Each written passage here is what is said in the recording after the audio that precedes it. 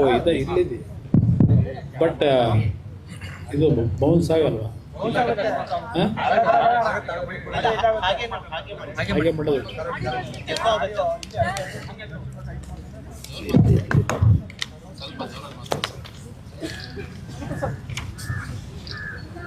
ಆತ್ಮೀಯ ಮಾಧ್ಯಮದ ಮಿತ್ರರಿಗೆ ಇವತ್ತು ನಿಮ್ಮೆಲ್ಲರಿಗೆ ಸ್ವಲ್ಪ ತೊಂದರೆ ಕೊಟ್ಟಿದ್ದೇನೆ. ಅದಕ್ಕೆ ಬಹುಶಃ ನೀವು ಈ ಕಾರ್ಯಕ್ರಮ ತೊಂದರೆ ಆದರೂ ರಾಜ್ಯದ ಜನತೆಗೆ ಮತ್ತು ಆಡಳಿತ ನಡೆಸ್ತಕ್ಕಂಥವ್ರಿಗೆ ಕಣ್ತೆರೆಸ್ತಕ್ಕಂಥ ಒಂದು ವಿಷಯಗಳನ್ನು ಮಂಡನೆ ಮಾಡಲಿಕ್ಕೆ ನಿಮಗೊಂದು ಅವಕಾಶ ಇದರಿಂದ ದೊರಕಿತು ಅನ್ನೋದು ನನ್ನ ಅಭಿಪ್ರಾಯ. ನಾನು ಪ್ರಥಮವಾಗಿ ಭಾಳ ಸ್ಪಷ್ಟವಾಗಿ ಒಂದು ಮಾತು ಹೇಳಲಿಕ್ಕೆ ಬಯಸ್ತೀನಿ. ಇದು ನಾನು ಯಾವುದೇ ಒಂದು ಪ್ರಚಾರಕ್ಕಾಗಲಿ ಇಲ್ಲ ಮತ್ತೊಬ್ಬರನ್ನ ತೆಗಳಲಿಕ್ಕಾಗಲಿ ಇವತ್ತಿನ ಈ ಒಂದು ಮಾಧ್ಯಮದ ಮಿತ್ರರೊಂದಿಗೆ ನಾನು ಭಾವನೆ ಹಂಚ್ಕೋತಾ ಇಲ್ಲ. ನೆನೆ ನಮ್ಮ ರಾಜ್ಯದ ಮುಖ್ಯಮಂತ್ರಿಗಳು ಮಾತನಾಡಬೇಕಾದ್ರೆ ತುಂಬ ನೋವಿನಲ್ಲಿ ಮಾತನಾಡಿದ್ದಾರೆ. ನಮಗೂ ಸಹ ಹೇಳಿದ್ದಾರೆ, ನೋವು ಪಟ್ಕೊಳ್ಳೋದಾಗಲಿ ಮತ್ತಿನ್ನೇನೋ ಪದಬಳಕೆ ಮಾಡ್ಕೊಂಡು ಹೇಳಿದ್ದಾರೆ, ನೋವು ಪಟ್ಕೋಬೇಡಿ ಅಂತ. ರಾಜ್ಯದಲ್ಲಿ ಈ ರೀತಿಯ ಒಂದು ಘಟನೆಗಳು ನಡೀತಾ ಇದ್ದಾಗ ಸ್ವಲ್ಪ ಹೃದಯ ಇರ್ತಕ್ಕಂಥವ್ರಿಗೆ ನೋವು ಆಗೋದು ಸಹಜ. ಹೃದಯ ಇದ್ದವ್ರಿಗೆ, ಕಠಿಣವಾದ ಹೃದಯ ಇದ್ದರೆ ಎಲ್ಲಿಂದ ಅವ್ರಿಗೆ ನೋವಾಗ್ತದೆ? ಇವತ್ತು ಈ HMTಯ ಈ ಒಂದು ಆವರಣದ ವಿಷಯದಲ್ಲಿ ಯಾತಕ್ಕೆ ಈ ಒಂದು ಸಬ್ಜೆಕ್ಟ್ ಪ್ರಾರಂಭ ಆಗಿದೆ? HMT ವಿಷಯದಲ್ಲಿ ಇವತ್ತು ಕೇಂದ್ರದಲ್ಲಿ ನಾನು ನರೇಂದ್ರ ಮೋದಿ ಅವರ ಒಂದು ನಾಯಕತ್ವದಲ್ಲಿ ಮಂತ್ರಿ ಆಗ್ತಕ್ಕಂಥ ಒಂದು ಅವಕಾಶ ಕೊಟ್ಟಿದ್ದಾರೆ. ಅದು ನನಗೆ ಕೊಟ್ಟಿರ್ತಕ್ಕಂಥ ಇಲಾಖೆಗಳು ಒಂದು ಹೆವಿ ಇಂಡಸ್ಟ್ರಿ ಮತ್ತು ಇನ್ನೊಂದು ಸ್ಟೀಲ್ನ ಇಲಾಖೆ. ನಾನು ಈ ಜವಾಬ್ದಾರಿಯನ್ನು ಗೌರವಿತ ಪ್ರಧಾನಮಂತ್ರಿಗಳು ನನಗೆ ಕೊಟ್ಟ ನಂತರ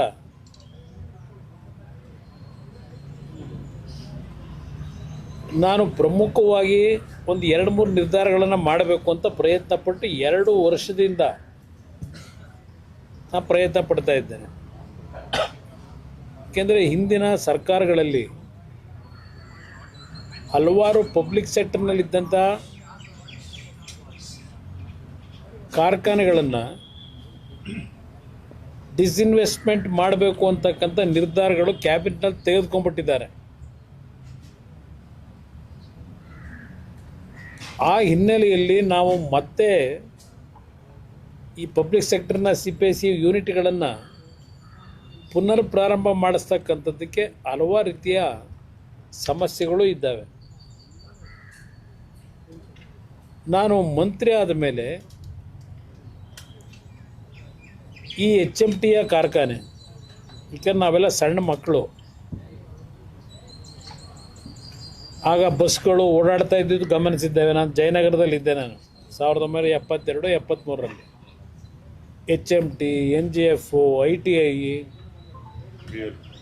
BEL ಈ ಬಸ್ಗಳು ಬೆಳಗ್ಗೆ 4:15 ಗಂಟೆಗೆ ಪ್ರಾರಂಭ ಆದರೆ ಅವತ್ತು ನಮ್ಮ ಬೆಂಗಳೂರು ನಗರದಲ್ಲಿ BMTCಯ ವ್ಯವಸ್ಥೆಗಳಿರಲಿಲ್ಲ. ಒಂದೊಂದು ಕಾರ್ಖಾನೆಯಲ್ಲಿ ಇಡೀ ಬೆಂಗಳೂರು ನಗರದ ಹಲವಾರು ಭಾಗದಲ್ಲಿದ್ದಂಥ ಕಾರ್ಮಿಕರನ್ನ ಪ್ರಯಾಣಕ್ಕೆ 100 ಬಸ್ಗಳು ಒಂದೊಂದು ಕಂಪ್ನಿಯಲ್ಲಿ ಓಡಾಡ್ತಾ ಇದ್ವು.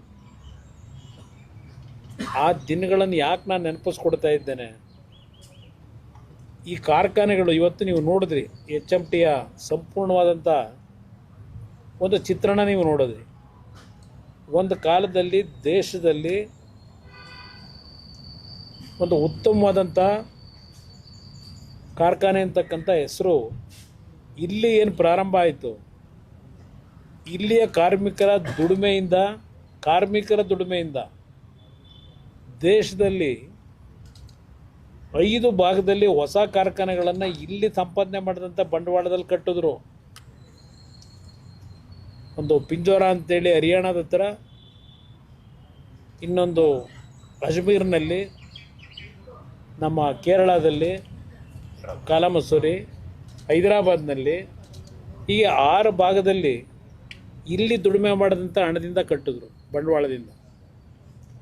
ಒಂದು ಕಾಲದಲ್ಲಿ ತುಂಬ ಅದ್ಭುತವಾಗಿ ನಡೀತಾ ಇತ್ತು. 25,000ಕ್ಕೂ ಹೆಚ್ಚಿನ ಕಾರ್ಮಿಕರಿದ್ದರು ಈ ಒಂದು HMTಯ ಸಂಸ್ಥೆಯಲ್ಲಿ. ಈಗ ನೀವು ನಮ್ಮ ವಾಚ್ ಫ್ಯಾಕ್ಟ್ರಿ ಇವತ್ತು ಪರಿಸ್ಥಿತಿ ಏನಾಗಿದೆ ನೋಡಿದ್ರೆ ಏನಾಗಿದೆ. ಇವತ್ತು ಆ ವಾಚ್ ಫ್ಯಾಕ್ಟ್ರಿ ಏನು ಮೈನ್ ವಾಚ್ ಫ್ಯಾಕ್ಟ್ರಿ ಇತ್ತು, ಮುಚ್ಚಿದ್ದಾರೆ. ಇವತ್ತು ಇಲ್ಲಿರ್ತಕ್ಕಂಥ ಕೆಲವು ಸಣ್ಣ ಪುಟ್ಟ ಕಾರ್ಮಿಕರು 100 ಜನ 150 ಜನ ಇದ್ದಾರೆ. ಈಗ ಅವ್ರಿಗೆ ಸಂಬಳ ಕೊಡಲಿಕ್ಕೆ ಆ ಕಾರ್ಖಾನೆ ಒಂದು ಕಡೆ ಮುಚ್ಚಿದ್ದಾರೆ, ಇನ್ನೊಂದು ಕಡೆ ಒಂದು 60-70 ಜನ ಆ ಒಂದು ವಾಚ್ಗಳನ್ನು ಅಸೆಂಬಲ್ ಮಾಡ್ತಕ್ಕಂಥದ್ದಕ್ಕೆ ಈಗಲೂ ಸಹ ಕೆಲಸ ಮಾಡ್ತಾ ಇದ್ದಾರೆ. ಅದನ್ನು ಮೇಯ್ನ್ ಫ್ಯಾಕ್ಟ್ರಿ ಏನಿತ್ತು, ಕೆಲವು ಫಿಲಮ್ ಶೂಟಿಂಗ್ಗಳಿಗೆ ಅದಕ್ಕೆ ಬಾಡಿಗೆ ಕೊಟ್ಟು ಇಲ್ಲಿ ಸಾಲ ಕೊಡಬೇಕಲ್ಲ, ಅವರ ಸಂಬಳ ಕೊಡಬೇಕಲ್ಲ. ಇವತ್ತು ಕಾರ್ಖಾನೆಗಳೆಲ್ಲ ಮುಚ್ಕೊಂಡಿದ್ದಾರೆ. ಈಗ ಇಲ್ಲಿ ಬರಬೇಕಾದ್ರೆ ಈಗ ನೋಡಿದ್ರಿ HMTಯ ಮೂಲ ಯಾವೊಂದು ಮೆಷಿನ್ ಟೂಲ್ಸ್ನ ಕಾರ್ಖಾನೆ ಬೀಗ ಹಾಕಿದ್ದಾರೆ. ಅದರಿಂದ ಈ ಒಂದು ಕಾರ್ಖಾನೆಗೆ, ಸಂಸ್ಥೆಗೆ ಒಂದು ಕಾಯಕಲ್ಪ ಹೊಸದಾಗಿ ಕಲ್ಪಿಸಬೇಕು ಅಂತೇಳಿ ನಾನು ತೀರ್ಮಾನ ಮಾಡಿದಾಗ ಇದನ್ನು ಏನಾದರೂ ಮಾಡಿ ದಾರಿ ತಪ್ಪಿಸ್ಬೇಕು ಅಂತಕ್ಕಂಥದ್ದಕ್ಕೆ ಈ ಸರ್ಕಾರದಲ್ಲಿ ನಿರಂತರವಾಗಿ HMT ಮೇಲೆ ಈ ಕಾರ್ಖಾನೆಯ ಏನೊಂದು ಭಾಗ ಇದೆ, ಇದು ಅರಣ್ಯ ಇಲಾಖೆಗೆ ಸೇರಿರ್ತಕ್ಕಂಥದ್ದು. ಅರಣ್ಯ ಒತ್ತುವರಿ ಮಾಡ್ಕೊಂಡಿದ್ದಾರೆ. ಕಾನೂನು ಪ್ರಕಾರ ಅರಣ್ಯ ಇಲಾಖೆಗೆ ಸೇರಬೇಕು ಅಂತ ಹೇಳಿ ಪ್ರತಿನಿತ್ಯ ಒಂದಲ್ಲ ಒಂದು ರೀತಿ ಈ ಭೂಮಿ ಒಡಿಲ್ತಕ್ಕಂಥದ್ದಕ್ಕೆ ಹೊರಟಿದ್ದಾರೆ. ಇಲ್ಲಿ ನಾನು ವೈಯಕ್ತಿಕವಾದಂಥ ಏನು ಇಂಟ್ರೆಸ್ಟ್ ಇಲ್ಲ ಇಲ್ಲಿ ನನಗೆ. ಮೊದಲನೇದಾಗಿ QSL ಸಂಸ್ಥೆ, ಯಾವ ಕುದುರೆಮುಖ ಐರನ್ನೂರು, ದೇಶದ ಡಿವಿಡೆಂಡು 3,800 ಕೋಟಿ ಕಟ್ಟಿದ್ದಾರೆ ಅಲ್ಲಿ QSL. ಯಾವ ಕುದುರೆಮುಖದಲ್ಲಿ ಅವರ ಆಕ್ಟಿವಿಟೀಸ್ ನಿಲ್ಲಿಸಬೇಕಾಯಿತು. 2016ರಲ್ಲಿ ಇದೇ ಸಿದ್ದರಾಮಯ್ಯನ ಸರ್ಕಾರ ದೇವದಾರಿ ಐರನ್ ಓರ್ನ ಭಾಗನ ಅಲಾಟ್ ಮಾಡಿದ್ರು. ಇವತ್ತವರೆಗೆ ಆ ಸಂಸ್ಥೆ ಅಲ್ಲಿ ಪ್ರಾರಂಭ ಮಾಡಲಿಕ್ಕೆ ಆಗಲಿಲ್ಲ ಎಕ್ಸ್ಕವೇಷನ್ನ. ನಾನು ಮಂತ್ರಿ ಆಗಿ ಮೊದಲನೇ ಆದೇಶ ಮಾಡಿದ್ದು ಒಂದು 1,700 ಕೋಟಿ ವರ್ಕಿಂಗ್ ಕ್ಯಾಪಿಟಲ್ನ ಆ ಕುದುರೆಮುಖ ಸಂಸ್ಥೆ ಕೊಡಲಿಕ್ಕೆ ತೀರ್ಮಾನ ಮಾಡಿದ ತಕ್ಷಣವೇ ಅದ್ರ ಮೇಲೆ ಗದಾ ಪ್ರಹಾರ ಮಾಡಿದ್ರು. ಇವತ್ತಿನವರೆಗೆ ಅದನ್ನು ಮತ್ತೆ ನನ್ನ ಮೇಲೆ ಕೆತ್ತಕ್ಕೆ ಆಗಿಲ್ಲ. ಏನೋ ಸಾಹಸ ಮಾಡಿ ನಮ್ಮ ಇನ್ನೊಂದು ಪಬ್ಲಿಕ್ ಸೆಕ್ಟರ್ ಏನಿದೆ NMDC, ಅದಕ್ಕೆ ಟೈ ಅಪ್ ಮಾಡಿ ಸ್ವಲ್ಪ ಅಲ್ಲಿಂದ ಮೆಟೀರಿಯಲ್ ಕೊಟ್ಟು ಆ ಪೆಲೆಟ್ನ ಪ್ರೊಡಕ್ಷನ್ ಮಾಡ್ತಕ್ಕಂಥದ್ದಕ್ಕೆ ಒಂದು ಟೆಂಪ್ರರಿ ಅರೇಂಜ್ಮೆಂಟ್ ಮಾಡಿಸಿದ್ದೇವೆ. ಅದೊಂದು ಭಾಗ. ಈಗ ಅದು ಸಹ ಡಿಸ್ಇನ್ವೆಸ್ಟ್ಮೆಂಟ್ ಆಗಿದೆ. ಅದು ಮಾರಾಟ ಮಾಡಬೇಕು ಅಂತಾರೆ. ಅಲ್ಲಿ ಸುಮಾರು 1,000 ಜನ ಕಾರ್ಮಿಕರಿದ್ದಾರಲ್ಲಿ. ಅವ್ರ ಭವಿಷ್ಯ ಏನಾಗಬೇಕು? ಇನ್ನು ಇಲ್ಲಿಗೆ ಬಂದರೆ HMTದು ನಾನು ತೀರ್ಮಾನ ಮಾಡಿದಾಗ ನನಗೆ ಬೆಂಬಲ ಕೊಡಬೇಕು, ಈ ರೀತಿ ಮಾಡಬೇಕು. ಇವತ್ತು ಇದು ಕಾನೂನುಬದ್ಧವಾಗಿ ಮಹಾರಾಜರ ಕಾಲದಲ್ಲಿ ಕೆಲವು ಗಿಫ್ಟ್ ಮುಖಾಂತರ ಕೊಟ್ಟಿದ್ದಾರೆ, ಕೆಲವು ಖರೀದಿ ಮಾಡಿದ್ದಾರೆ, ಎಲ್ಲ ಡಾಕ್ಯುಮೆಂಟ್ ಇದೆ. ಇವತ್ತು ಕೋರ್ಟ್ನಲ್ಲಿ, ಸುಪ್ರೀಂ ಕೋರ್ಟ್ ಮುಂದೆ ರಾಜ್ಯ ಸರ್ಕಾರ ಇವತ್ತೇನು ಅರ್ಜಿ ಹಾಕೊಂಡಿದ್ದಾರೆ. ನಾನು ಕೋರ್ಟ್ನ ಪರಿಮಿತಿಯಲ್ಲಿ ಇರ್ತಕ್ಕಂಥ ಹಿನ್ನೆಲೆಯಲ್ಲಿ ಕಾನೂನಿನ ವಿಷಯಗಳ ಬಗ್ಗೆ ಚರ್ಚೆ ಮಾಡಲ್ಲ, ಅದರ ಅವಶ್ಯಕತೆ ಇಲ್ಲ ನನಗೆ. ಜನತೆಗೆ ಒಂದು ಮಾಹಿತಿ ಕೊಡೋ ದೃಷ್ಟಿಯಿಂದ ಇವತ್ತು ನಿಮ್ಮನ್ನೆಲ್ಲ ಕರೆಸಿರ್ತಕ್ಕಂಥದ್ದು. ಇವತ್ತು HMT ಅಷ್ಟು ಅದ್ಭುತವಾಗಿ ನಡೀತಾ ಇದ್ದಂಥದ್ದು ಹಂತ ಹಂತವಾಗಿ ಇವತ್ತಿನ ಪರಿಸ್ಥಿತಿಯಲ್ಲಿ ಏನು ಗ್ಲೋಬಲೈಸೇಷನ್ ಇದೆಲ್ಲ ಬಂತಲ್ಲ, ಹಲವಾರು ರೀತಿ ರಿಫಾರ್ಮ್ಸ್ಗಳು, ಎಕನಾಮಿಕ್ ರಿಫಾರ್ಮ್ಸ್ ಬಂದ ನಂತರ ಆ ಎಕನಾಮಿಕ್ ರಿಫಾರ್ಮ್ಸ್ಗಳು ತಂದ ಮೇಲೆ ನಮ್ಮ PSC ಯೂನಿಟ್ಗಳನ್ನು ಆ ಎಕನಾಮಿಕ್ ರಿಫಾರ್ಮ್ಸ್ನ ಹಿನ್ನೆಲೆಯಲ್ಲಿ ಯಾವ ರೀತಿ ಇದನ್ನು ಉಳಿಸಬೇಕು ಅಂತಕ್ಕಂಥದ್ದು, ಇದಕ್ಕೆ ಸೆಕ್ಯೂರಿಟಿ ಯಾಕೆ ಕೊಡಬೇಕಾಗುತ್ತೆ, ನಾವು ಅದರ ಕಡೆ ಗಮನ ಕೊಡಲಿಲ್ಲ. ಪ್ರತಿಯೊಂದಕ್ಕೂ ಪ್ರೈವೇಟ್ ಸೆಕ್ಟರ್ ಮೇಲೆ ಡಿಪೆಂಡ್ ಆಗ್ತಾ ಹೋದ್ವು. ಒಂದು ಕಾಲದಲ್ಲಿ ಹಣ ಇಲ್ಲದೆ ಇರತಕ್ಕಂಥ ಸನ್ನಿವೇಶದಲ್ಲಿ ಈ PSUಗಳು ಸಾವಿರಾರು ಕುಟುಂಬಗಳನ್ನು ಬದುಕಿಸಿರ್ತಕ್ಕಂಥ ಸಂಸ್ಥೆಗಳಿವು. ಇದೆಲ್ಲ ಕಂಡು ನಾವು ಇದನ್ನು ಹಾಳು ಮಾಡಬಾರ್ದು ಅನ್ನೋ ಒಂದೇ ಉದ್ದೇಶದಿಂದ ಏನು ಕೈ ಹಾಕಿದ್ದೇವೆ. ಇಲ್ಲಿ ಯಾವೊಂದು ಕೆಲವು ಜಾಗಗಳನ್ನು ಈಗ ಈ ಮಂತ್ರಿ ಹೇಳ್ತಾ ಇದ್ದ, ಮಾಜಿ ಅರಣ್ಯ ಇಲಾಖೆ ಸಚಿವರು, ಈಗ ಪಂಚಾಯತ್ ರಾಜ್ ಮಂತ್ರಿಗಳಿದ್ದಾರೆ. 170 ಎಕರೆ ಲ್ಯಾಂಡ್ನ HMT ಅವರು ಮಾರಾಟ ಮಾಡಿಬಿಟ್ಟಿದ್ದಾರೆ. ಇದೆಲ್ಲ ಹೇಳಿದ್ದಾರೆ, ಆಪಾದನೆ ಮಾಡಿದ್ದಾರೆ. ಆಮೇಲೆ ಇದು ಈಗಲೂ ಫಿಸಿಕಲಿ ಯಾವೊಂದು ಅರಣ್ಯ ಇಲಾಖೆಗೆ ಸೇರಿದಂಥ ರೀತಿಯ ಒಂದು ಸ್ಟ್ರಕ್ಚರ್ ಇದೆ.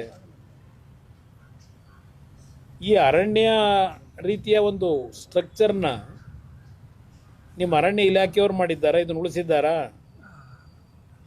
ಯಾವ HMT ಕಾರ್ಖಾನೆಗೆ 1958-60ರಲ್ಲಿ ಕೆಲವು ತೀರ್ಮಾನಗಳಾಯಿತು. ಇಲ್ಲಿ ಎಲ್ಲ ರೀತಿಯ ಪರ್ಮಿಷನ್ಗಳನ್ನು ಈ ಕಾರ್ಖಾನೆ ಪ್ರಾರಂಭ ಆದಾಗ ಕೊಟ್ಟಿರ್ತಕ್ಕಂಥ ಒಂದು ಏರಿಯಾ ನ್ಯಾಯಬದ್ಧವಾಗಿ ಕೊಟ್ಟಿದ್ದಾರೆ. ಇದರಲ್ಲಿ ಯಾವುದೇ ರೀತಿಯ ಅಕ್ರಮಗಳಿಲ್ಲ. ಇದು ಇರ್ತಕ್ಕಂಥದ್ದು. ಇಲ್ಲಿ ಈಗ ಇತ್ತೀಚೆಗೆ ಕೆಲವು ತಕರಾರೇನು ತೆಗೆದಿದ್ದಾರೆ ಈ ಸರ್ಕಾರದಲ್ಲಿ. ಪಾಪ ಅರಣ್ಯ ಇಲಾಖೆ ಮಂತ್ರಿಗಳು, ಹಿಂದಿನ ಮಾಜಿ ಮಂತ್ರಿಗಳು ಹೇಳಿದ್ದಾರೆ, 15,000 ಎಕರೆ ಉಳಿಸಿದ್ದೇನೆ. ಕೋಲಾರದಲ್ಲಿ ಏನಾಗಿದೆ ನೋಡ್ತಾ ಇದ್ದೀನಿ. ನೀವು ಬೇರೆ ಕಡೆ ಉಳಿಸಿರೋದು ನೋಡೋಣ. ಕೋಲಾರದಲ್ಲಿ ಯಾವ್ಯಾವ ರೀತಿ ಉಳಿಸ್ಕೊಟ್ಟಿದ್ದೀರಿ ಅದು ಗೊತ್ತಿದೆ ನನಗೆ. ಇಲ್ಲಿ ಪ್ರಶ್ನೆ, ಈಗ 175 ಎಕರೆ ಹೇಳ್ತಾರಲ್ಲ, 175 ಎಕರೆ ಖಾಸಗಿಯವರಿಗೆ ಮಾರಾಟ ಮಾಡಿರ್ತಕ್ಕಂಥ ವಿಷಯದಲ್ಲಿ ಚರ್ಚೆ ಮಾಡಿದ್ರು. ಯಾರಿಂದ ಇದೆಲ್ಲ ಆಗಿರೋದು? ನಾನು ಮಾಡಿದ್ದೇನೆ. ಇವತ್ತು ಈ ಒಂದು ಕಾರ್ಖಾನೆಯ ಕೆಲವು ಭಾಗಗಳನ್ನು ಕರ್ನಾಟಕ ರಾಜ್ಯ ಸರ್ಕಾರದ ನೇತೃತ್ವದಲ್ಲೇ ಈಗೇನು ಹೇಳ್ತಾ ಇದ್ದಾರಲ್ಲ, ಬಿಡದಿ ಟೌನ್ಶಿಪ್ ಮಾಡ್ತೀವಿ ಅಂತ ಹೇಳಿ, ಬಿಡದಿ ಟೌನ್ಶಿಪ್ಪನ್ನು ನಾನು ಮಾಡ್ತಾ ಇರೋದು ಕುಮಾರಸ್ವಾಮಿಯವರ ಕನಸಿನ ಕೂಸೋದು. ನನಗೇನು ಇಂಟ್ರೆಸ್ಟ್ ಇಲ್ಲ. ಕನಸಿನ ಕೂಸನ್ನು ಇವತ್ತು ನಾನು ಬೆಂಗಳೂರು ನಗರ, ಬೆಂಗಳೂರು ದಕ್ಷಿಣ ಭಾಗವನ್ನು ವಿಶ್ವಕ್ಕೆ ಮಾದರಿಯಾಗಿ ನಾನು ಮಾಡ್ತೀನಿ. ನೆನೆ ಹೇಳಿದ್ದಾರೆ, ವಿಶ್ವಕ್ಕೆ ಮಾದರಿ ಮಾಡ್ತೀನಿ ಅಂತ. ನೀವು ಈ ರಾಜ್ಯದಲ್ಲಿ SM ಕೃಷ್ಣ ಅವರ ಸರ್ಕಾರದಲ್ಲಿ UD ಮಿನಿಸ್ಟರ್ ಆಗಿ, ಅರ್ಬನ್ ಡೆವಲಪ್ಮೆಂಟ್ ಮಿನಿಸ್ಟರ್ ಆಗಿ ವಿಶ್ವ ದರ್ಜೆಗೆ ಬೆಂಗಳೂರು ನಗರ ತೆಗೆದುಕೊಂಡು ಹೋಗಿರೋದು ಇಲ್ಲೇ ನೋಡ್ಬೋದು. ಈ HMT ಆವರಣದಲ್ಲಿ ವಿಶ್ವ ದರ್ಜೆಗೆ ಯಾವ ರೀತಿ ತೆಗೆದುಕೊಂಡು ಹೋಗಿದ್ದೀರಿ. ಯಾವುದೋ ವೆಲ್ಲಿಂಗ್ಟನ್ನು, ಪ್ರಿಸ್ಟೀಜು, ಬ್ರಿಗೇಡು ಅಲ್ಲ, ಹಲವಾರು ಇದ್ದಾವೆ ಇಲ್ಲಿ. ನೀವು ನೋಡಿದ್ರಿ ಬಿಲ್ಡಿಂಗ್ಗಳು. ನಮ್ಮ HMT ನೂರಾರು ಜನ, ಸಾವಿರಾರು ಜನಕ್ಕೆ ಅನ್ನ ಕೊಟ್ಟಂಥ ಸಂಸ್ಥೆ. ಒಂದು ಕಡೆ ಬಿಲ್ಡಿಂಗ್ಗಳಲ್ಲಿ ಇರ್ತಕ್ಕಂಥ ಕಿಟಕಿಗಳು, ಪಟಿಕೆಗಳು ಎಲ್ಲ ಕಿತ್ಕೊಂಡು ಒಂದು ಕಡೆ ಅನಾಥವಾಗಿ ನನ್ನ ನೋಡ್ರಪ್ಪ ಅಂತ ಅಲ್ಲಿ ಆ ಬಿಲ್ಡಿಂಗ್ಗಳು ಅಳ್ತಾ ಇವೆ. ಇನ್ನೊಂದು ಕಡೆ ಬೃಹದಾಕಾರವಾಗಿ ಕಟ್ಟಿದ್ದಾರೆ ಇದೇ ಜಾಗದಲ್ಲಿ, HMT ಜಾಗದಲ್ಲಿ. ಯಾವ ಕಾಲದಲ್ಲಿ ಇವೆಲ್ಲ ನಡೀತು ಈಶ್ವರ ಖಂಡ್ರೆ ಅವರೇ? ನೀವು ಹೇಳ್ತಕ್ಕಂಥ ರೀತಿಯಲ್ಲಿ ಇವೆಲ್ಲ ಅರಣ್ಯ ಇಲಾಖೆಗೆ ಸೇರಿದ್ರೆ ಆ ಬಿಲ್ಡಿಂಗ್ಗಳನ್ನೆಲ್ಲ ಏನು ಮಾಡ್ತೀರಿ? ಈಗ ಪರ್ಮಿಷನ್ ಕೊಟ್ಟಾರೆ ಯಾರು ಆ ಬಿಲ್ಡಿಂಗ್ ಕಟ್ಟಲಿಕ್ಕೆ? ಆ ಜಾಗ ಕೊಡಬೇಕಾದ್ರೆ ಯಾರ್ಯಾರ ಪಾಲಿದೆ?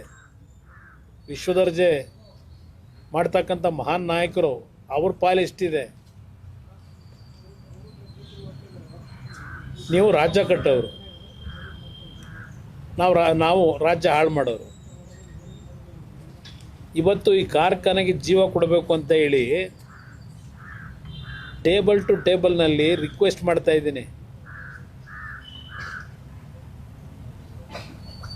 ಸುಮಾರು ಇಲ್ಲಿ ಕೆಲಸ ಮಾಡಿರ್ತಕ್ಕಂಥ ಕಾರ್ಮಿಕರಿಗೆ ಈಗಲೂ ಸಹ ಅವರಿಗೆ ಒಂದು ಔಷಧಿ ತಗೊಳ್ಳೋದಕ್ಕೆ ದುಡ್ಡಿಲ್ಲ. ಕುಟುಂಬದಲ್ಲಿ ಏನಾದರೂ ಹೆಚ್ಚು ಕಡಿಮೆ ಆಗಿ ವಯಸ್ಸಾಗಿರೋರಿದ್ದಾರೆ. 590 ಕೋಟಿ ಅವರಿಗೆ ಹಲವಾರು ರೀತಿಯ ಕಾರ್ಮಿಕರಿಗೆ ಫೆಸಿಲಿಟೀಸ್ ಕೊಡಬೇಕಾಗಿದೆ. ಪೆನ್ಷನ್ನು, ಮಗದೊಂದು, ಅದು ಏನೇನಿದೆ ಗ್ರ್ಯಾಚ್ಯುಯಿಟಿ, 590 ಕೋಟಿ ಅವರುಗಳಿಗೆ ಕೊಡಬೇಕು ದುಡ್ಡನ್ನ. ನಾನು ಮಂತ್ರಿ ಆದಮೇಲೆ ಪಾಪ ಅವರಲ್ಲಿ ಏನೋ ಒಂದು ನಂಬಿಕೆ, ಒಂದು ಅಂತಿಮವಾಗಿ ನಮ್ಮ ಜೀವನಕ್ಕೆ ಬದುಕನ್ನು ಕೊಡ್ತಾರೆ ಅಂತಕ್ಕಂಥ ಒಂದು ನಂಬಿಕೆ ಮೇಲಿದ್ದಾರೆ ಅವರು, ಆ ಕಾರ್ಮಿಕರು. ನಾನು ಎಲ್ಲ ಭಾಗದಲ್ಲೂ, ದೇಶದ 6 ಕಡೆ ಏನಿದೆ ಅಲ್ಲೇ ಎಲ್ಲ ಭಾಗದಲ್ಲೂ ಪ್ರವಾಸ ಮಾಡಿದ್ದೀನಿ. ಎಲ್ಲ ಭಾಗದಲ್ಲೂ ಒಂದು ಆಸೆ ಇಟ್ಕೊಂಡಿದ್ದಾರೆ. ಇವತ್ತು ನಾನು ಒಂದು ಹೊಸದಾಗಿ ನಮ್ಮ MHIನ ಅಧಿಕಾರಿಗಳೇನಿದ್ದಾರೆ, ಸೆಕ್ರೆಟರಿ ಅವರು ಮತ್ತು ಜಾಯಿಂಟ್ ಸೆಕ್ರೆಟರಿಗಳು, ಇವ್ರು ಯಾಕೆ ಡೆಲ್ಲಿಯಿಂದ ಬಂದಿದ್ದಾರೆ ಇವತ್ತು, ಇವರೊಬ್ಬರು ಜಾಯಿಂಟ್ ಸೆಕ್ರೆಟರಿ. ಇಲ್ಲಿರ್ತಕ್ಕಂಥ ವಾಸ್ತವಾಂಶಗಳನ್ನೆಲ್ಲ ಡೀಟೇಲ್ಸ್ ಸ್ಟಡಿ ಮಾಡಿ ಹೋಗಬೇಕು ಅಂತಲೇ ಕರೆಸಿದ್ದೆ. ಸೆಕ್ರೆಟರಿ ಅವ್ರಿಗೆ ಬರಲಿಕ್ಕೆ ಹೇಳಿದ್ದೆ, ಅವರು ಬೇರೆ ಕೆಲಸದ ಮೇಲೆ ಅವ್ರನ್ನ ಡೆಪ್ಯೂಟ್ ಮಾಡೋದು. ಇಲ್ಲಿ 3,000-3,500 ಎಕರೆ ಲ್ಯಾಂಡ್ ಇದೆ. ಇಲ್ಲಿ ಬರೀ ಇದ್ರದ್ದಲ್ಲ, ಕರ್ನಾಟಕದಲ್ಲ, ಕಾಲಾಮಸೂರಿ ಕೇರಳದಲ್ಲಿ ಅಲ್ಲಿ 350 ಎಕರೆ ಇದೆ. ಹೈದರಾಬಾದ್ ನಗರದಲ್ಲಿ 1,200 ಎಕರೆ ಇದೆ. ಇದನ್ನು ಹಾಗೇ ಬಿಟ್ಟರೆ ಈಗ ಇಲ್ಲಿ ಹೇಳ್ತಾರಲ್ಲ, ಇಲ್ಲಿ ತೋರಿಸ್ತಾ ಇದೀವಲ್ಲ ಬಿಲ್ಡಿಂಗು, ಒಂದೊಂದೇ ಲ್ಯಾಂಡ್ ಗ್ರ್ಯಾಬರ್ಸ್ಗೆ ಯಾವ ಥರ ಅನುಕೂಲ ಮಾಡಬೇಕು ಮಾಡ್ತಾರೆ. ಪಾಪ ಹೇಳಿದ್ದಾರೆ ಅದೆಂಥದ್ದು DLFಗೆ ಪೋಸ್ಟ್ಗಳು ಬೇರೆ ಅಂಟಿಸವ್ರೀಗ. ಅದೆಂಥದ್ದು ಹೇಳಿದ್ರು ಪದಾನ, ಇದು ರಿಯಲ್ ಎಸ್ಟೇಟ್ ಇದಕ್ಕೇನೋ ಹೇಳೋರು ಪದ, ಏನೋ ಪೋಸ್ಟ್ಗಳಿಗೆ ಅದೊಂದು ಶುರುವಾಗಿದೆ DLF ಬಗ್ಗೆ ಮಾತಾಡ್ತೀನಿ. ಈಗ ಬೇಡ, HMT ಸೇರೋದ್ರಿಂದ ಆ ಸಬ್ಜೆಕ್ಟ್ ಬೇಡ, ಮಾತಾಡೋಣಂತ. ಸರ್, ಈಗ ಅಂದ್ರೆ ಎಸ್.ಎನ್. ಕೃಷ್ಣ CM ಆಗಿದ್ದಾಗ DK ಶಿವಕುಮಾರ್ ಇದೆಲ್ಲ 174 ಎಕರೆ ವಿಲೇವಾರಿ ಆಗಿರೋದು ಆ ಪೀರಿಯಡ್ನಲ್ಲಿ. ಈಗಿನ ಮುಖ್ಯಮಂತ್ರಿಗಳು ಆಗ UD ಮಿನಿಸ್ಟ್ರು ಈ ಮಹಾನುಭಾವರು. ಕೋಆಪರೇಟಿವ್ನಲ್ಲಿ ಮಂತ್ರಿ ಆಗಿದ್ದು ಸ್ವಲ್ಪ ದಿವಸ ಇದ್ದರು. ಆಗೇನು ಮಾಡೋರು, NTI ಸೊಸೈಟಿದು ಆಮೇಲೆ ಒಂದು ಸಲ ಚರ್ಚೆ ಮಾಡೋಣ. NTI ಸೊಸೈಟಿ ಕತೆ ಅದೊಂದು ದೊಡ್ಡ ಕತೆ ಇದೆ. ಅದು NTI ಸೊಸೈಟಿದು, ಸಹಕಾರಿ ಸೊಸೈಟಿ. ಇಲ್ಲಿ ಯಾರ್ಯಾರಿಗೆ ಯಾರ್ಯಾವಾಗ ಸೇಲ್ ಆಗಿದೆ. ನಾನು ಮುಖ್ಯಮಂತ್ರಿ ಆದ ನಂತರ ನನ್ನ ಗಮನಕ್ಕೆ ಇದು ಬಂದಾಗ ನಾನು ಆದೇಶ ಮಾಡಿದೆ ಚೀಫ್ ಸೆಕ್ರೆಟರಿಗೆ, ಯಾವುದೇ ಕಾರಣಕ್ಕೂ HMTಯ ಭೂಮಿನ ಪರಭಾರೆ ಮಾಡೋದಾಗಲಿ, ರಿಜಿಸ್ಟ್ರೇಷನ್ ಯಾವುದೂ ಸಹ ಇನ್ನು ಮುಂದಿನ ದಿನಗಳಲ್ಲಿ ಮಾಡಬಾರ್ದು ಅಂತೇಳಿ ಆದೇಶ ಮಾಡಿದೆ. ಅದಾದ ನಂತರ ಮಾರಾಟಗಳು ನಿಂತಿದೆ. ಇದಿರ್ತಕ್ಕಂಥದ್ದು ಯಾವ ಬಿಲ್ಡರ್ಗಳು ಯಾರ್ಯಾರಿಂದ ಪಡೆದ್ರು ಅದು ಒಂದು ಭಾಗ. ಈಗ ನಾನು ಇಲ್ಲಿ ಬಂದಾಗ ಹಲವಾರು ಜನ ಹೆಣ್ಮಕ್ಳು ಬಂದರು.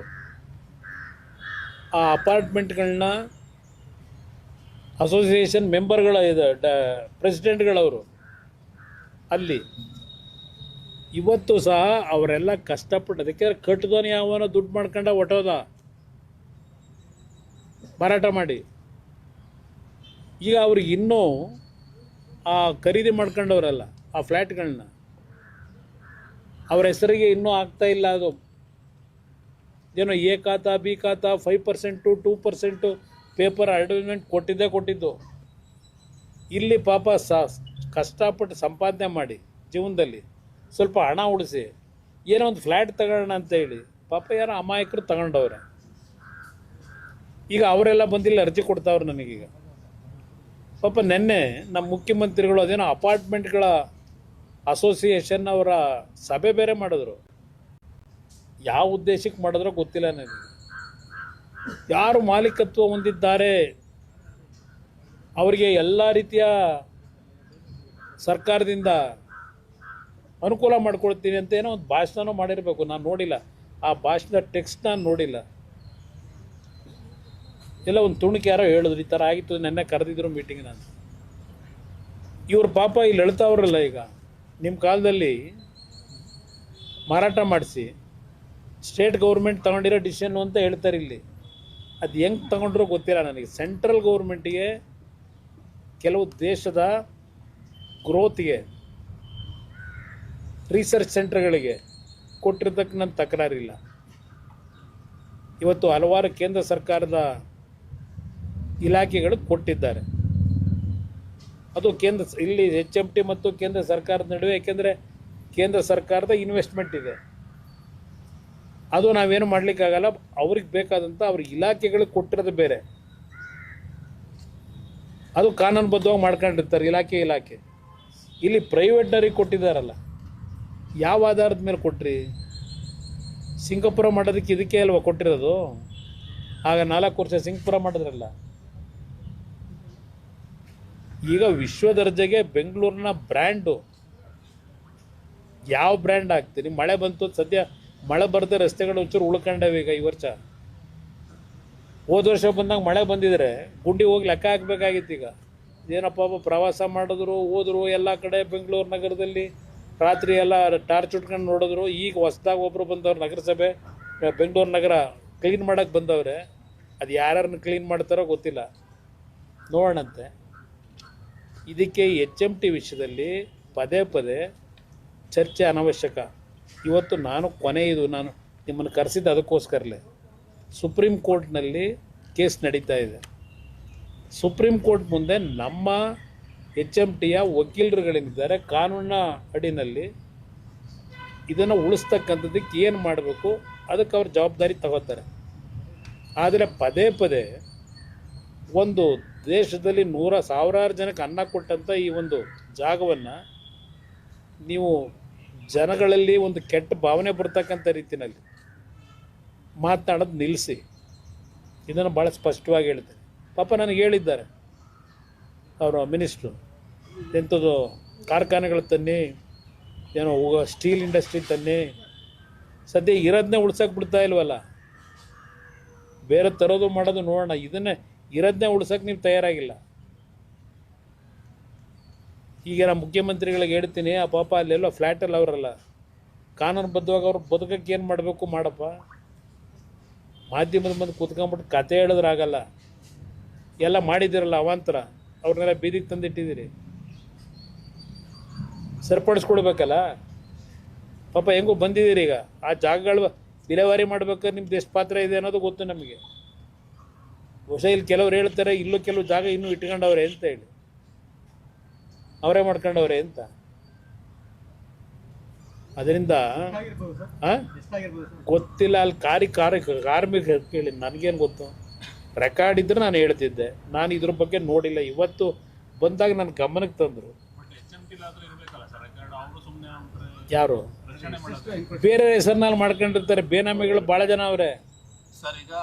ಬೇನಾಮಿಗಳನ್ನೇ ಭಾಳ ಜನ ಇಟ್ಕೊಂಡವ್ರೆ. ಏನಣ್ಣ?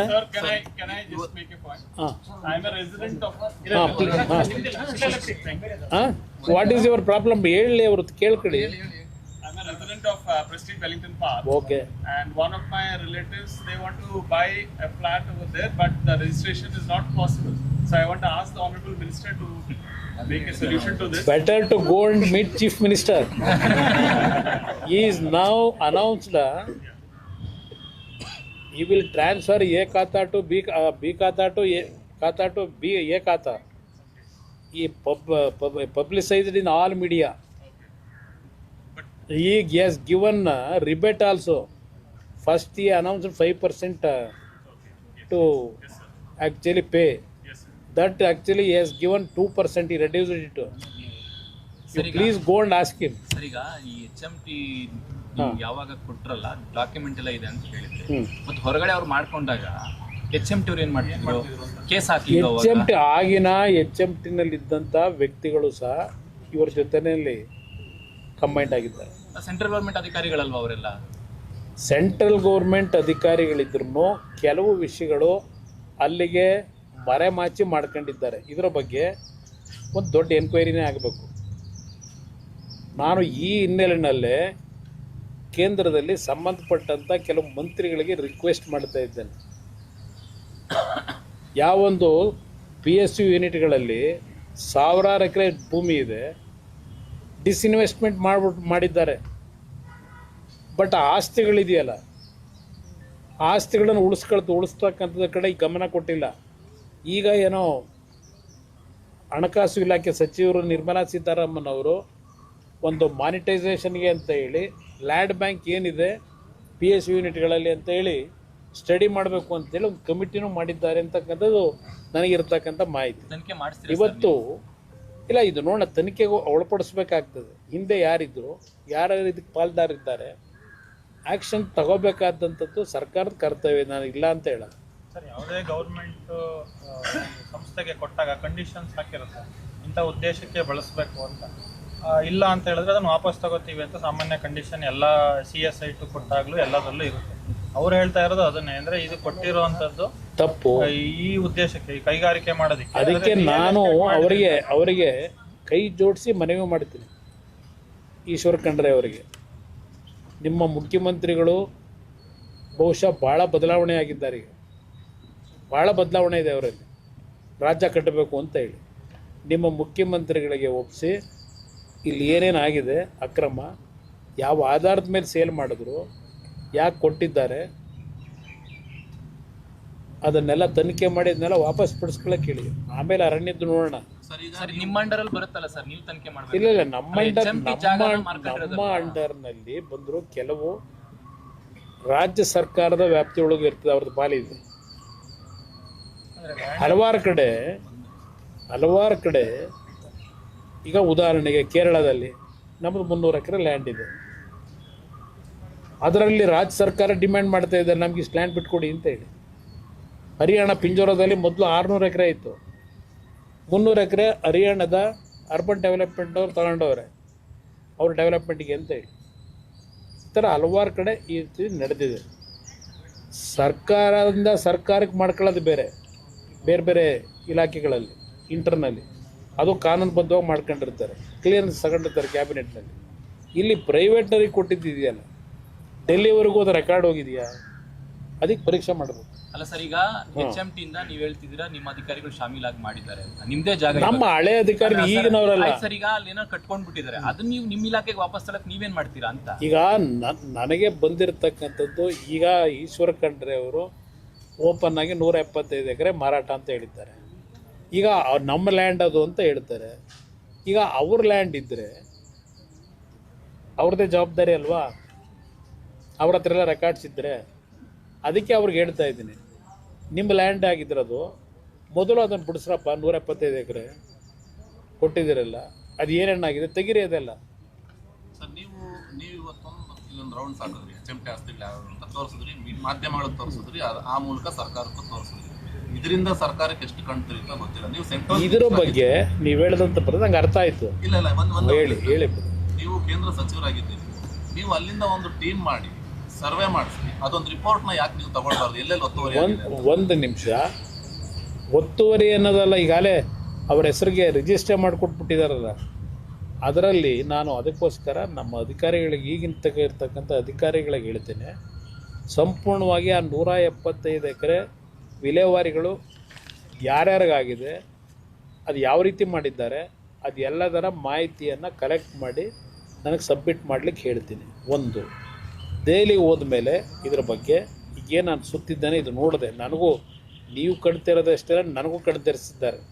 ನಾನು ಮೊದಲು ಇಲ್ಲಿ ಬೆಂಗಳೂರು ನಗರದ ನಿವಾಸಿ ಆದರೂ ಇಷ್ಟೆಲ್ಲ ನಾನು HMT ಈ ಥರ ಇದೆಯಾ ಅನ್ನೋದು ನನಗೆ ಗೊತ್ತಿರಲಿಲ್ಲ.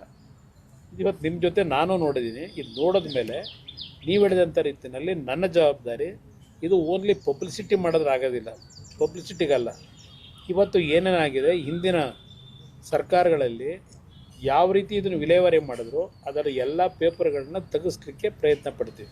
ನಮ್ಮ ಅಧಿಕಾರಿಗಳಿಗೆ ಸೂಚನೆ ಕೊಡ್ತೀನಿ, ಇದನ್ನು ತೆಗೆದುಕೊಂಡು ನಮ್ಮ ಇಲಾಖೆಯಲ್ಲಿ ಫಸ್ಟು ಇದ್ರ ಬಗ್ಗೆ ಏನು ತೀರ್ಮಾನಗಳು ಮಾಡಬೇಕಾಗಿದೆ ನಾವು ಕ್ಯಾಬಿನೆಟಿಗೆ ತೆಗೆದುಕೊಂಡು ಹೋಗೋದಕ್ಕೆ ಕೇಂದ್ರ ಸರ್ಕಾರದಲ್ಲಿ, ಅದಕ್ಕೆ ಏನೇನೋ ನಾನು ಸಿದ್ಧತೆ ಮಾಡಬೇಕು, ಆ ಡಾಕ್ಯುಮೆಂಟ್ನ ಏನು ಕಲೆಕ್ಟ್ ಮಾಡಬೇಕು ಅದೆಲ್ಲವನ್ನು ಮಾಡ್ತಕ್ಕಂಥದ್ದಕ್ಕೆ ನಿರ್ಧಾರ ಮಾಡಿದ್ದೀನಿ. ಇನ್ನೊಂದು ಹೇಳ್ತೀನಿ, ಇವತ್ತು ಕಾರ್ಪೊರೇಷನಿಗೆ ನಿರಂತರವಾಗಿ ಟ್ಯಾಕ್ಸ್ ಕಟ್ಕೊಂಡ್ಬಂದಿದ್ದಾರೆ ಎಂಟೈರ್ ಏರಿಯಾ. ಈಗ ನಾನು ಮುಖ್ಯಮಂತ್ರಿ ಆದಮೇಲೂ 23 ಕೋಟಿ ಪೆಂಡಿಂಗ್ ಇತ್ತು, ಕಾರ್ಪೊರೇಷನಿಂದ ನೋಟಿಸ್ ಕೊಟ್ಟಿದ್ದರು. 23 ಕೋಟಿ ದುಡ್ಡು ಕಟ್ಟಿಸ್ದೆ, ನೋಟಿಸ್ ಕೊಟ್ಟು ಇಲ್ಲಿ ಹಲವಾರು ರೀತಿ ಪ್ರಾಬ್ಲಮ್ ಕ್ರಿಯೇಟ್ ಮಾಡೋಕ್ಕೂ ಹೊರಟಿದ್ರು. ನಿರಂತರವಾಗಿ ಟ್ಯಾಕ್ಸ್ ಕಟ್ಕೊಂಡು ಬಂದಿದ್ದಾರೆ. ಈ ಕಾರ್ಖಾನೆ ಇದು ಏನು ಕಟ್ಟಬೇಕು ನಮ್ಮ ಬೆಂಗಳೂರು ಕಾರ್ಪೊರೇಷನ್ಗೆ, ಅದು ಎಲ್ಲ ನಿರಂತರವಾಗಿ ಡಾಕ್ಯುಮೆಂಟು ಇಟ್ಕೊಂಡಿದ್ದಾರೆ ಟ್ಯಾಕ್ಸ್ ಕಟ್ಟಿರೋದು. ಈಗ ಇವ್ರು ನಮ್ಮ ಅರಣ್ಯ ಇಲಾಖೆ ಭೂಮಿ ಅಂದರೆ ಅರ್ಥ ಇದೆ. ಅದರಿಂದ ಅವರು ಮೊದಲು ಅವ್ರ ಮುಖ್ಯಮಂತ್ರಿಗಳಿಗೆ ಹೇಳಿ ಇದು ಯಾವ ರೀತಿ ಇಲ್ಲಿಗಲ್ ವೇನಲ್ಲಾಗಿದೆ, ಯಾವ ರೀತಿ ಒಂದು ಇಲಾಖೆಯಿಂದ ಇನ್ನೊಂದು ಇಲಾಖೆಗೆ, ಈಗ ಡಿಫೆನ್ಸ್ಗೋ, ಇಸ್ರೋಗೋ, ಇಲ್ಲ ನಿಮ್ಮ ಗೇಲ್ ಅಥಾರಿಟಿ ಆಫ್ ಇಂಡಿಯಾಗೋ ಯಾವ್ದು ಕೊಟ್ಕೊಂಡಿದ್ದೆ ಅವೆಲ್ಲ ಒಂದು ಭಾಗ, ಅದು ಸರ್ಕಾರದಲ್ಲಿ, ಕೇಂದ್ರ ಸರ್ಕಾರದಲ್ಲಿ ತೀರ್ಮಾನ ಆಗಿರ್ತವೆ. ಇದೆಲ್ಲ ಹೇಗಾಯಿತು, ಇವೆಲ್ಲ ಪ್ರೈವೇಟ್ ಇದಕ್ಕೆ ಕೊಟ್ಟಿರೋದು. ಅದು ಡಾಕ್ಯುಮೆಂಟ್ ತೆಗೆಸಿ ಪ್ರಾಮಾಣಿಕವಾಗಿ ನಾನು ಈ ವಿಷಯದಲ್ಲಿ ಲೀಗಲಿ ಏನು ತೀರ್ಮಾನಕ್ಕೆ ಬರಬೇಕು ಮಾಡ್ತೀನಿ. ಸಿಎಂ ಅವರು ನಿನ್ನೆ ಒಂದು ಮಾತು ಹೇಳಿದ್ದಾರೆ ಸರ್, ಅವ್ರು ಸಿಎಂ ಆಗಿರೋದನ್ನ ಸಹಿಸೋದಕ್ಕಾಗದೆ ಈ ರೀತಿ ಮಾಡ್ತೀವಿ, ಎಲ್ಲ ಫೈಲ್ ಯಾವ ಫೈಲ್ ಅಣ್ಣ? ಫೈಲ್ ಹೊಸ್ದಾಗಿ ತೆಗಿಯೋದೇ ಬೇಕಾಗಿಲ್ಲ, ಫೈಲು ಹೊಸ್ದಾಗಿ ತೆಗಿಯೋದಿಲ್ಲಪ್ಪ, ಎಲ್ಲ ಹಳೇವೇ ಇದ್ದಾವೆ, ಅದು ಹೊಸ್ದಾಗಿ ತೆಗಿಬೇಕಾಗಿಲ್ಲ. HMT ವಾಚಸ್ ಅನ್ನೋದು ಕಂಪನಿ ಅದು ಕ್ಲೋಸ್ ಆಗಿದೆ ಅನ್ನೋದು ಅವ್ರನ್ನು ಹೇಳಿದ್ರು, ಕ್ಲೋಸ್ ಆಗಿದೆ. ಈಗ ರಿವೈವ್ ಮಾಡ್ತೀನಿ ಅಂತ ಹೇಳ್ತಾ ಇದ್ದಾರೆ. ರಿವೈವ್ ಮಾಡ್ತೀನಿ ಅಂತ ಹೇಳಿದ್ರೆ ಅಫಿಷಿಯಲ್ ಆಗಿ ಕ್ಲೋಸ್ ಆಗಿರೋದನ್ನ ರಿವೈವ್ ಮಾಡೋದಕ್ಕೆ ಏನು ಡಿಸಿಷನ್ ಆಗಿದೆ? ಸೆಂಟ್ರಲ್ ಗವರ್ಮೆಂಟ್ ಅಲ್ಲಿ ಏನಾದರೂ ಇದಕ್ಕೆ ಒಂದು ನಿಮಿಷ ರಿವೈವ್ ಮಾಡಲಿಕ್ಕೇನೆ ಹಲವಾರು ರೀತಿಯಲ್ಲಿ ತೀರ್ಮಾನಗಳು ಏನಾಗಬೇಕು, ಪ್ರೋಸೆಸ್ಸು, ಆ ಪ್ರೋಸೆಸ್ಗೆ ಚಾಲನೆ ಕೊಟ್ಟಾಗಿದೆ. ಇದನ್ನು ರಿವೈವ್ ಮಾಡಲಿಕ್ಕೆ ಡಿಸ್ಇನ್ವೆಸ್ಟ್ಮೆಂಟ್ ಏನಾಗಿದೆ, ದೀಪಂ ಅಂತಕ್ಕಂಥದ್ದು ಒಂದು ನಮ್ಮಲ್ಲಿ ಕೇಂದ್ರ ಸರ್ಕಾರದಲ್ಲಿ ಒಂದು ಇಲಾಖೆ ಇದೆ. ಡಿಸ್ಇನ್ವೆಸ್ಟ್ಮೆಂಟ್ ಮಾಡ್ತಕ್ಕಂಥದ್ದು ಆ ಇಲಾಖೆಯಲ್ಲಿ ತೀರ್ಮಾನ ಮಾಡಿರ್ತಾರೆ, ಕ್ಯಾಬಿನೆಟ್ನಲ್ಲೂ ಅಪ್ರೂವ್ ಆಗಿರುತ್ತೆ. ಆ ಹಿನ್ನೆಲೆಯಲ್ಲಿ ಇದನ್ನು ಮತ್ತೆ ರಿವರ್ಸ್ ಮಾಡಬೇಕಲ್ಲ, ಅದಕ್ಕೆ ಕೆಲವು ಕಾನೂನಿನ ತೊಡಕುಗಳಿದೆ. ಆ ಹಿನ್ನೆಲೆ ಒಳಗೆ ನಾವು ಯಾವ ರೀತಿ ಇವತ್ತು ಇದಕ್ಕೆ ಒಂದು ಅಮೌಂಟ್ ಇಷ್ಟು ಬೇಕಿದೆ ರಿವೈವಲ್ಗೆ ಅಂತಕ್ಕಂಥದ್ದು ಒಂದು ಡೀಟೇಲ್ ಪ್ರಾಜೆಕ್ಟ್ ರಿಪೋರ್ಟು ರೆಡಿ ಇದೆ. ಅದಿರಲಿ, ಅದು ಬೇಡ ಈಗ ಹೇಳೋದಿಲ್ಲ, ಅದು ಎಷ್ಟು ಅನ್ನೋದನ್ನ ಕ್ಲಿಯರ್ ಆದಮೇಲೆ ಹೇಳ್ತೀನಿ. ಈಗ ಅದು ಹೇಳೋದು ತಪ್ಪಾಗ್ಬೋದು, ಪ್ರಿಮೇಚೂರು. ಇದಕ್ಕೆ ಈಗಾಗಲೇ ಒಂದು ವರ್ಷದಿಂದ ಎಲ್ಲ ರೀತಿಯಲ್ಲಿ ಇದಕ್ಕನ್ನು ಈ ಸಂಸ್ಥೆನ ಉಳಿಸ್ಲಿಕ್ಕೆ, ಪುನಶ್ಚೇತನಗೊಳಿಸ್ಲಿಕ್ಕೆ, ಬರೀ ಬೆಂಗಳೂರದಷ್ಟೇ ಅಲ್ಲ, ಕೇರಳದಿರ್ಬೋದು, ಹೈದರಾಬಾದಿರ್ಬೋದು, ಇದನ್ನೆಲ್ಲ ಉಳಿಸ್ಲಿಕ್ಕೆ ಏನು ಮಾಡಬೇಕು ಅನ್ನೋದು ಪೂರ್ಣ ಒಂದು ಮಾಹಿತಿಯನ್ನು ನಾವು ಚರ್ಚೆ ಮಾಡಿ ಆರ್ಥಿಕ ಸಚಿವರಿಗೂ ಕೊಟ್ಟಿದ್ದೇವೆ. ಕೆಲವು ಅಲ್ಲಿಂದ ತೀರ್ಮಾನಗಳಾಗಬೇಕು, ಆ ತೀರ್ಮಾನ ಮಾಡಿಸ್ಲಿಕ್ಕೆ ನಾನು ಇಷ್ಟೆಲ್ಲ ಪ್ರಯತ್ನ ಪಟ್ಟೆ.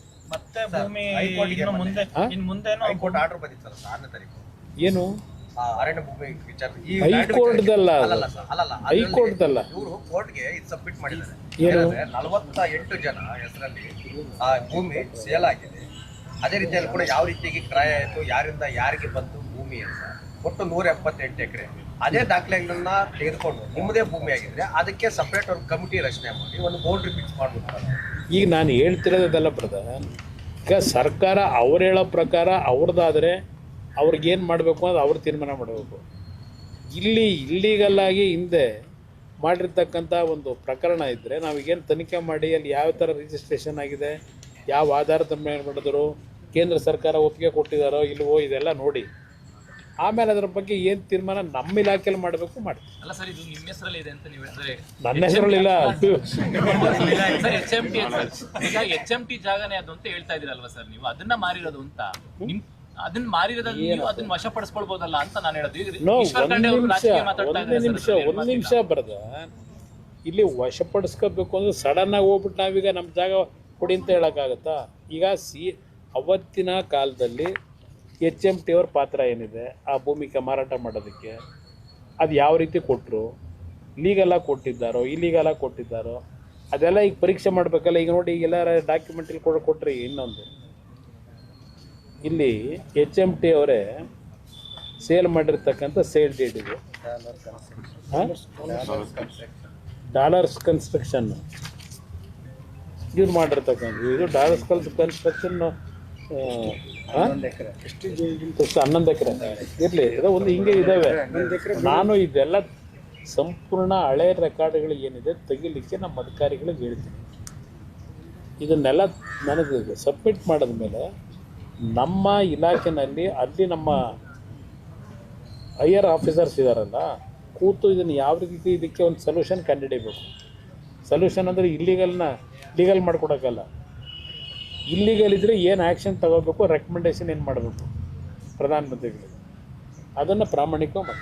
ಸರ್ 2018ರಲ್ಲಿ ಬೇರೆ ಬಂದಂತ ಸರ್ಕಾರದಲ್ಲಿ ಮಂತ್ರಿಗಳು ಮುಖ್ಯಮಂತ್ರಿಗಳಾದಂಥ ನಗರ ಆದ್ರೂ ಕೂಡ ಒತ್ತುವರಿ ಆಗಿರೋದ್ರ ಬಗ್ಗೆ ಏನಾದ್ರು ಮಾಹಿತಿ ಇದೆಯಾ ಸರ್? ನನಗೆ ನಾನು SM ಕೃಷ್ಣ ಅವರಾದ್ಮೇಲೆ ಧರ್ಮ್ ಸಿಂಗ್ ಇದ್ದರು, ಧರ್ಮ್ ಸಿಂಗ್ ಆದಮೇಲೆ ನಾನು ಬಂದಿದ್ದೀನಿ.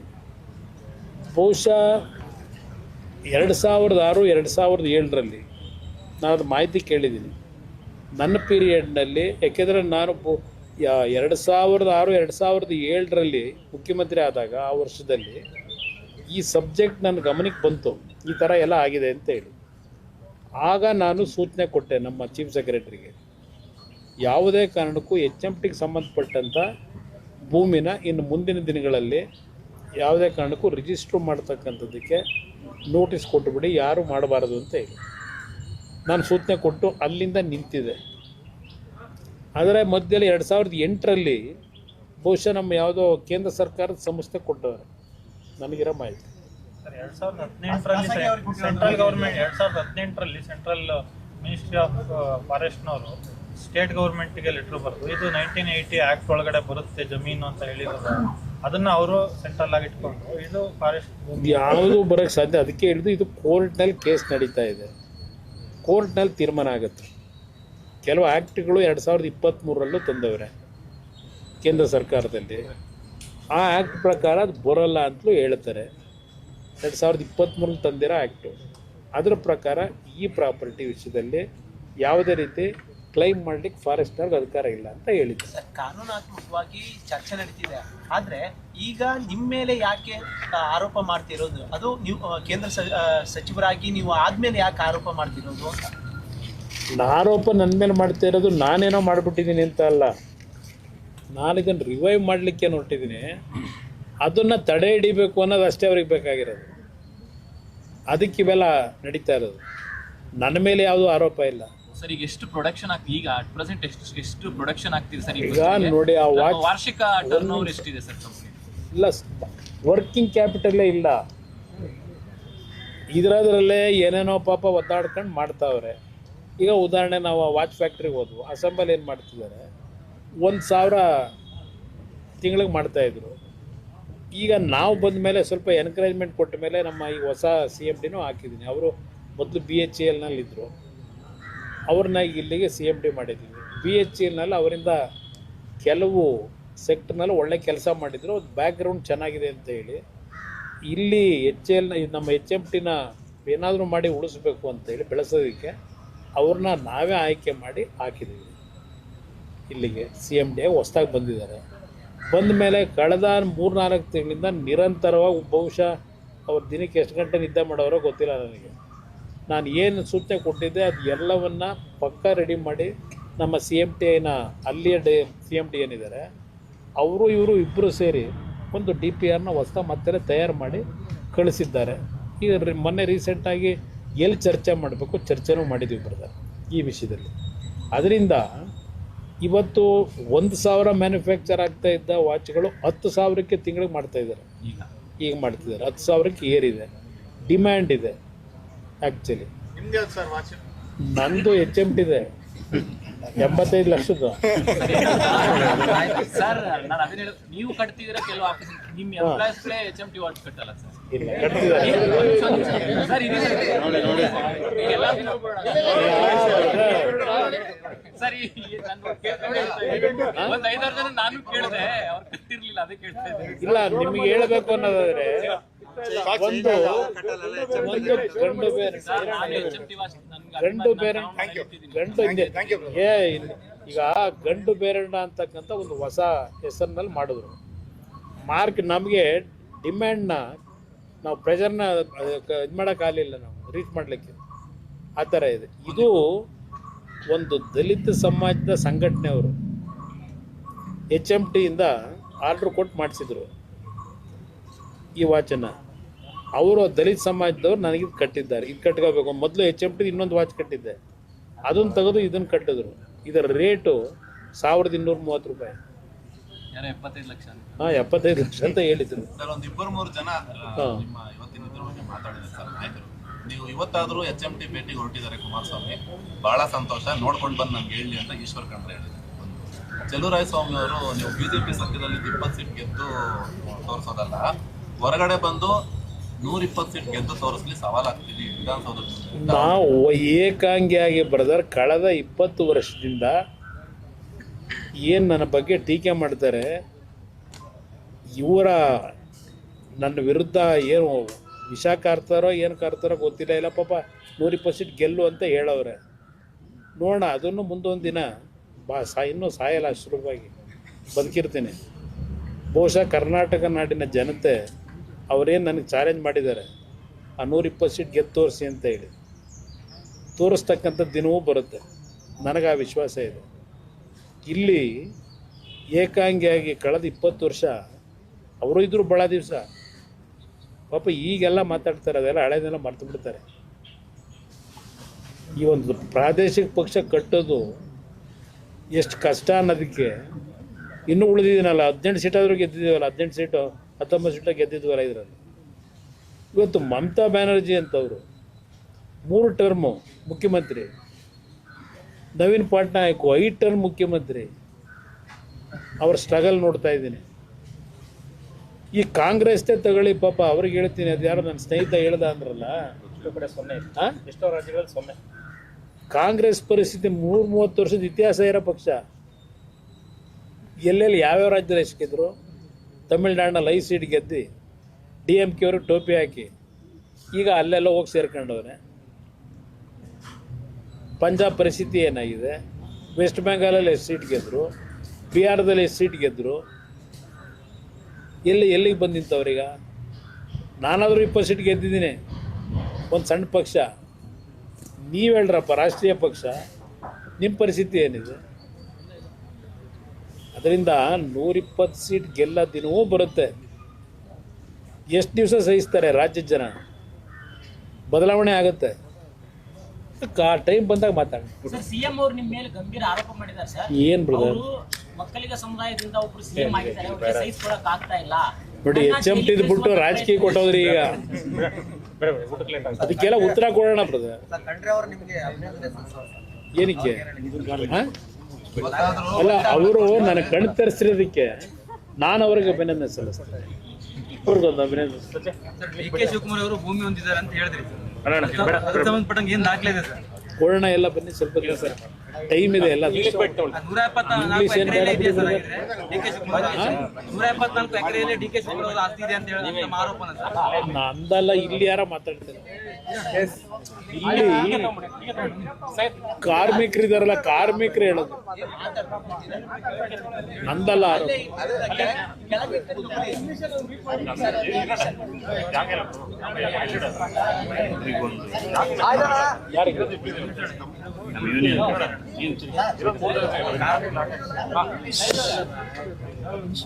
ಇಂಗ್ಲಿಷ್ನಲ್ಲಿ ಮಾಡಕ್ಕೆ ಬಹಳ ಲೆಂತಿ ಐತೆ ಬ್ರದರ್, ಬೇಡ ಇದನ್ನ ಸರ್. ಬ್ರೀಫ್ ಆಗಿ ಹೇಳಿ ಸರ್. ವೇಟ್ ಆಯ್ತು. ನೀವು ಸ್ಪೀಕ್ ಇನ್ ಇಂಗ್ಲಿಷ್. ಸರ್, ಒಂದೇ ನಿಮಿಷ. ಏನೋ ಕೇಳ್ತಿದ್ದಾರೆ. ಏನ್ ಬ್ರದರ್? ಮತ್ತೆ ಯಾವಾಗ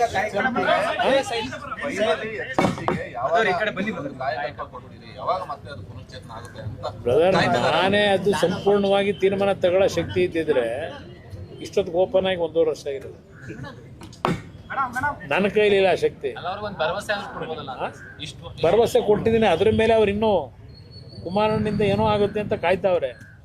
ನನ್ನ ಭರವಸೆ ಮೇಲೆ ಸ್ವಲ್ಪ ಎಲ್ಲಾರನ್ನೂ ಒಂಚೂರು ನಿದ್ದೆ ಮಾಡ್ತಾವ್ರೆ. ಈಗ ಇಲ್ಲದೆ ಹೋಗಿದ್ರೆ ಅವ್ರ ಪರಿಸ್ಥಿತಿಗಳು ಹಿಂದೆ ಏನು ಅನುಭವಿಸೋರು ಗೊತ್ತಿದೆ ನನಗೆ. ಈಶ್ವರ್ ಖಂಡ್ರೆ ನಿದ್ರೆ ಮಾಡ್ತಿಲ್ಲ ಸರ್. ಅವ್ರಿಗೆ ಬರುತ್ತೆ ಎಲ್ಲೋ ಗೊತ್ತಿಲ್ಲ, ನೋಡೋಣ. ಓಕೆನಾ?